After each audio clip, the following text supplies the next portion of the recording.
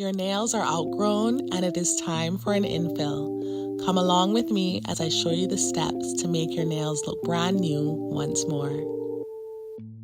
Using a 180 grit nail file, buff away any shine from the surface of the nail. Use a cuticle pusher to gently lift the cuticles, followed by a cuticle scraper to remove the dead cuticles from the nail plate. Next, use a sponge buffer to remove any residual shine from the natural nails. Follow this step by using a 240 grit file to refine your natural nail shape. Apply your base coat to the entirety of your nail in preparation for your builder gel application and cure for 60 seconds. Apply a thin layer of builder gel getting as close to the cuticle as possible without touching, and then cure for 99 seconds on low heat.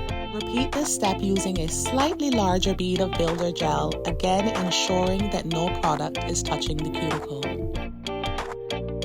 Using a fine liner brush, begin to pull the builder gel towards the center of the nail to create an apex. When you are happy with the finish, cure in the lamp on low heat for 99 seconds. Apply your glossy or matte top coat and cure for 60 seconds.